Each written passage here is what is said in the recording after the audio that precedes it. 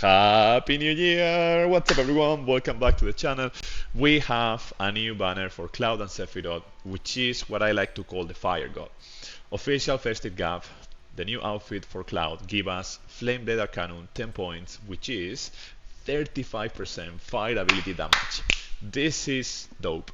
Now, it also give us 5 physical attack, and the second outfit, Celebratory Garb, give us 10 points on fire mastery, which is 20% fire ability damage plus HP. The outfits are really worth considering, especially if you like the style. They do a lot of damage, but let's review now the weapons. Sky Splitter. This is the fire weapon of the Fire God. Now, starting from 5-star, it does 480%, which is way more than a 5-star materia.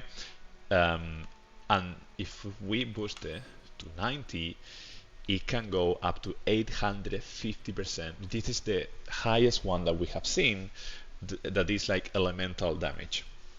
Now, it also boosts 40 physical attack, boosts 36 points of fire potency, which is, as a primary weapon, it will be plus 55% fire ability damage. Also boosting 40 points, give us 30% of physical attack, which is almost the max, which is 55. And then the base stats are 578, which is like really high. We will see that in comparison with other weapons. The SPT materia, it breaks sigils of cross sigils. By the way, I was wrong here. I thought this was going to be cure to all units, and I was wrong. And I actually like that I was wrong, because I think breaking sigils for a DPS weapon is actually better. Now, the second weapon is Radiant Edge. It looks fantastic. And just from 5-star, it does 340% physical non-elemental damage. It can crit. It also debuffs physical defense down to mid.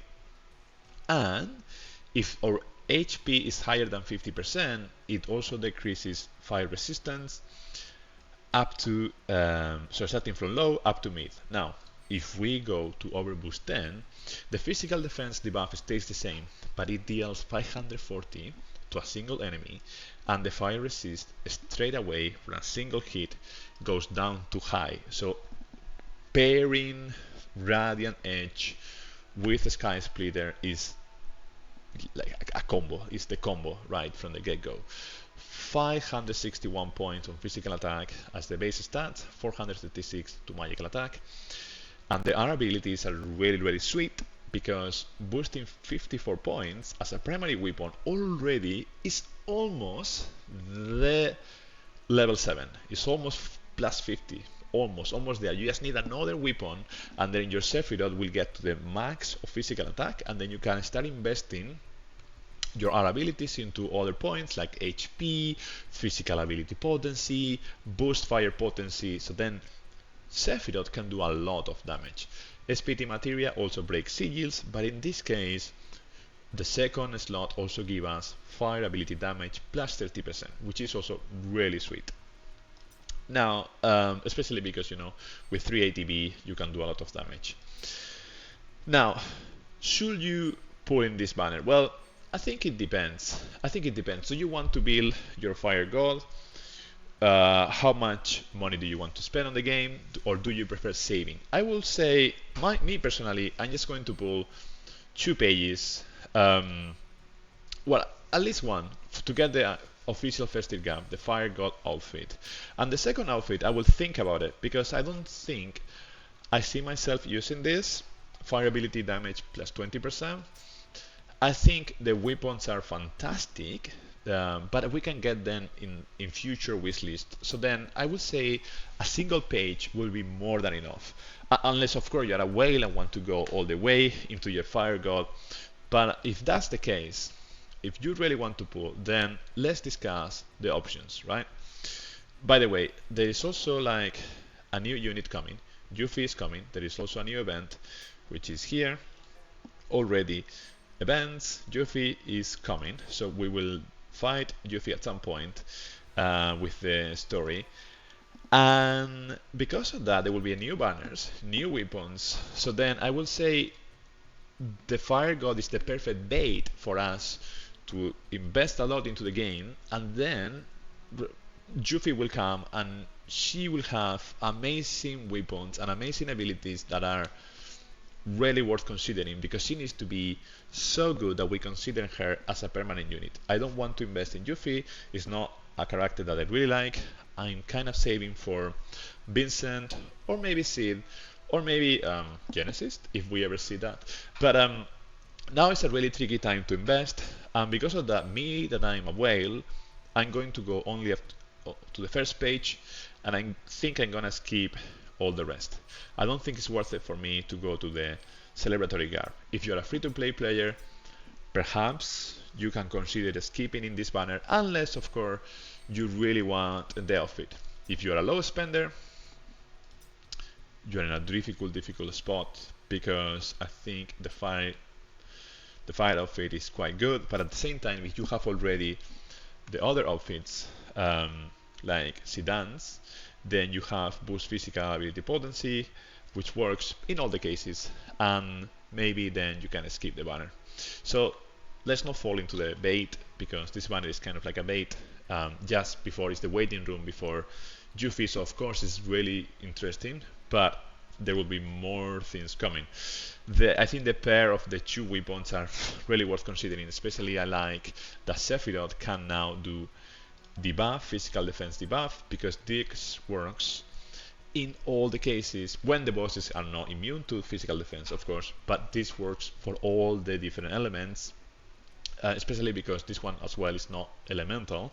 Then Sephiroth can really be the person that we pair with Cloud, and also if freeze one slot with, for example, if you use Sun Umbrella with Aerith, now you don't need to worry about using Sun Umbrella, because you can focus on just using Sephiroth, and instead Aerith could use another weapon, because already you have a unit that is doing the debuff of physical defense, and the debuff of magical defense you don't need, because your combination is going to focus on physical damage. So if give us plenty of opportunities. So if anything, I like this weapon more because of the flexibility than the Sky Splitter. Of course, Sky Splitter is nice, but let's compare these weapons, right? Like, if we were going to pull, how do this weapon stack against others, right?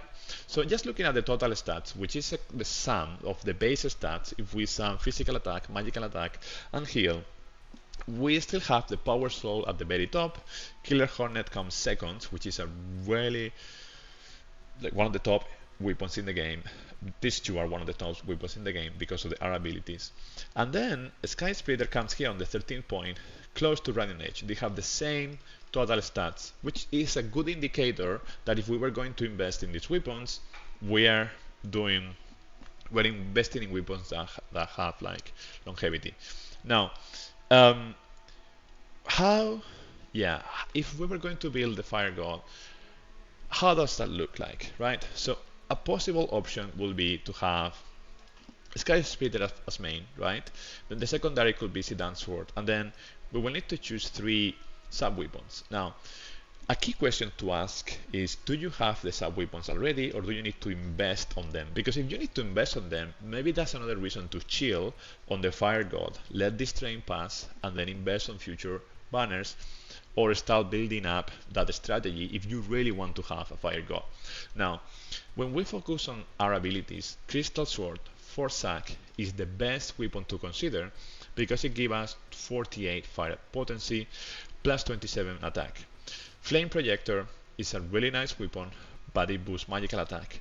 Flame Projector is only worth investing here if Barret is one of your main units, and you want to use Barret to do physical defense down, plus Flame Projector, so then he could combine with other units like Cloud or Sephiroth. If that's not the case, then this weapon is worth skipping. Sky Splitter, if you were going to build your Fire God, you will be investing here. Crew Kicker, another weapon that is worth considering, because it boosts HP, so then we are tankier. Also, you could perhaps play with Glenn if you choose to do that, and it will do 750%. But as a sub-weapon, it's really good considering. Prototype Crimson Blade, another weapon that is worth considering. And of course, Radiant Edge. Now, Radiant Edge for sure. if you want to build your fire god, you will need to invest there. So then we're talking now at least about 10 copies of Sky Splitter, 10 copies of Radiant Edge, plus 10 copies of something else. So then, do you really have those copies? Key question to ask yourself before you start going into this train of I really want to have a fire god. So then you need to consider the investment. Another weapons that you can think about is the key weapons in any physical unit, which is Sedan Sword and Amaranth's Claw, because they boost physical ability potency. Amaranth's Claw does HP when you need to be more tankier. Same as Sedan Sword, not same. Like Amaranth's Claw is similar to Mad Minute because both of them they boost HP. Mad Minute give us more physical ability potency, similar as enemy launcher. So you have like 5 options to consider depending on which one do you have more copies of. I love Killer Hornet personally because it's beautiful and it works for Matt, and you know, it's in the wish list. These two are gone as quite exclusive. Sedan War and Amaranth's Claws, they are exclusive, so they are gone. But these other 3 we can, you know, continue pulling if we don't have them already. Enemy launcher give us 48 ability potency, although it gives us attack. So attack is, as you know, is split between physical attack and magical attack. From all of these ones, my favorite is Killer Hornet. Then after that, Mad Minute. Another weapons that are worth considering, as you know, are Power Soul, Annabella, Mithril type. But these are worth considering in general, but not for the Fire God, because they will give us magical ability potency. And if you were going to build a whole team, right, a whole team of fire DPS units, then you have some options. Sky Splitter being the key one, the new weapon. Crew Kicker, as we said. Rage Collar, so Red 13 could come here. He could have a shiny spot because it does 750 physical damage to a single unit, but at the same time, this is not the play, because like Red 13 doesn't really have units that are weapons doesn't really have weapons that are good to pair with this one. Barret could be the play. So then you could do Cloud, Barret, and maybe Sack, because you have Ivory Sword and you have Crystal Sword, so you have plenty of options for Sack. So yeah, maybe those could be the 3 whip units, but then you are going full DPS, so you need a healer, so probably you need to sacrifice either Barret or Sack to have a healer, unless you do a lot of DPS, and then you can clear stages without healing. Barret also can heal with the new weapon that he got recently, so that's another thing to consider. Let me delete this one here. So as a loadout that you can think about is Sky Splitter, Sedan Sword, then Crystal Sword for more fire potency, Mad Minute, and then Radiant Edge.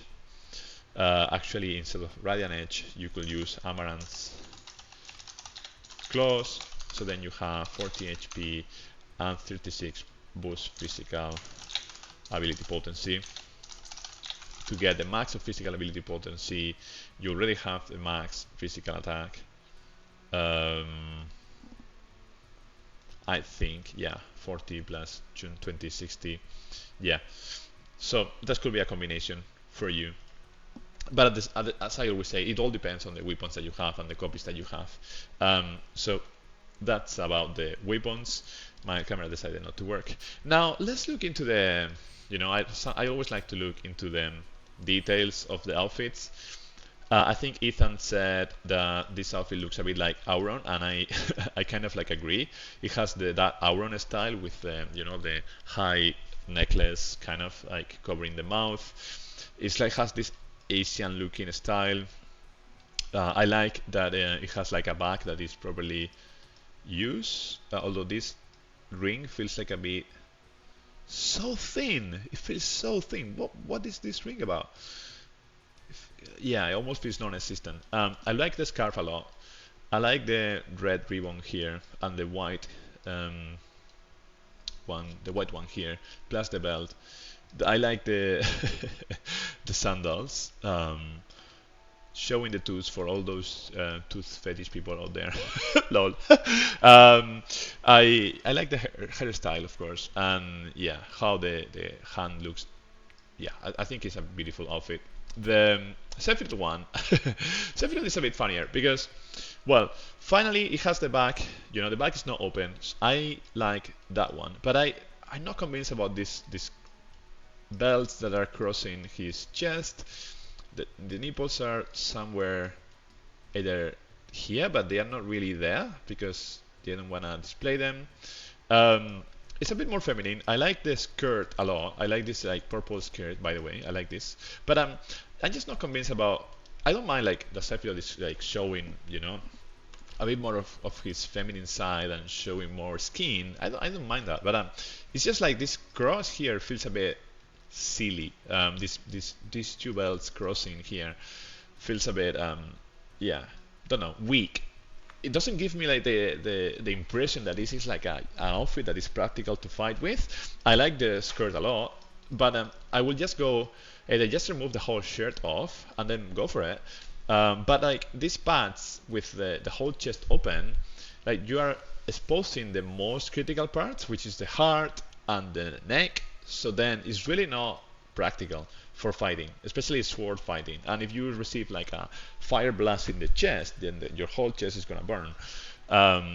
Cool, you saved your shoulders. Well done, Sephiroth. But yeah, because of that, like, yeah, I don't feel motivated by this outfit. But the stats though are good to consider, not as good as the Fire God. So this is my review. What do you think about the outfit? By the way, thanks a lot for listening. I was ranting a lot about this.